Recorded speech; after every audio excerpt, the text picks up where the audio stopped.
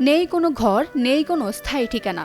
বিষধর সাপ নিয়ে খেলা, বিষাক্ত জীবন নিয়ে বেদেদের বসবাস। একসময় নৌকা নিয়ে নৌপথে চলাচল করত এই সম্প্রদায়ের মানুষেরা।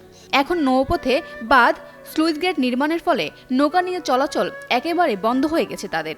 বেদেরা এখন হেলিপ্যাড, সড়ক মহাসড়কের পাশে এবং হাট বাজারের সংলগ্ন ছোট ছোট ঝুপড়ি ঘর তুলে বসবাস করে। ভোলা জেলার বিভিন্ন জায়গায় ভ্রাম্যমাণ বেদেপল্লীতে কঠিন জীবন পার করছেন বেদে সম্প্রদায়ের নারী, পুরুষ ও শিশুরা। শীত, গ্রীষ্ম, বর্ষার মধ্যেও খোলা আকাশের নিচে পলিথিন ও বাঁশের চেরা দিয়ে ঝুপড়িঘর তৈরি করে চলছে তাদের বসবাস। আমরা তো গরিব মানুষ, আমাগো কাপড় চুপুর নাই, খেতা বালিশ নাই, পানির কল নাই, ল্যাপটপ সুখ নাই, খাইতে লইতে পারি না, টাকা পয়সার দরকার। বাবা দেহের না জায়গা নাই, জমিন নেই। জায়গা জমিন যদি থাকতো তাহলে কে রাস্তার পাশে কে পড়িয়া থাকতাম বাচ্চা কাচ্চা ছেলে ফেলে লইয়া। আমার বাবার বাড়ি এই দেশই থাকি পড়িয়া, বাবাও নেই মাও নেই। প্রতিদিন শিঙ্গা লাগানো, ঝাড়ফুঁক এবং বিভিন্ন ধরনের তাবিজ কবজ এবং সাপের খেলা দেখিয়ে যে টাকা আয় হতো সেই টাকা দিয়ে বেদেদের সংসার চলত। কিন্তু বর্তমানে কোনো কাজকর্ম না থাকায় বেদে শিশুরা জানায় তাদের বাবা মা কাজের জন্য অন্য জেলায় চলে গেছে। বাবা মারা গ্রামে গেছে, আমরা ছোট ছোট পোলা ফাটা রাখি, আমাকে কোনো সাহায্য লাগবে। বাবুদের টাকা ফুরিয়ে যায়, আর কিছু তো খাতে পাই না। পরিবার পরিজন নিয়ে খেয়ে না খেয়ে চলছে তাদের অসহায় জীবনযাপন। সরকারি যে কোনো ধরনের সাহায্য সহযোগিতা ও সমাজের বিত্তবানরা এগিয়ে আসলে তাদের এই কষ্ট কিছুটা দূর হতো বলে জানান তারা।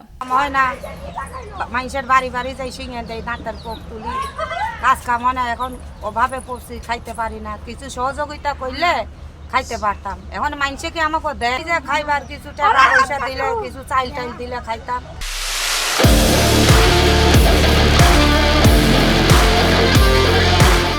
তো কত রকমের সুযোগ সুবিধা সরকারের দেয়, কিন্তু কোনোটা তো আমরা পাই না, কোনো বরাদ্দ পাইনি, কোনো কম্বল টম্বল কোনো কিছু পাইনি আমরা। না, যদি আমার দিকে একটু দেখে এই পর্যন্ত কথা আর কি। দেখব যদি তাকে ভালো লাগে একটু থাকার মতন স্থান করে দেওয়ার।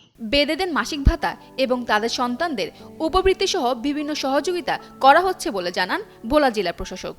708 জনকে, 8 জন বেদেকে আমরা ভাতা দিয়ে থাকি প্রতি মাসে 500 টাকা। 629 জন বেদের সন্তান যারা আমাদের কাছ থেকে উপবৃত্তি পেয়ে থাকেন।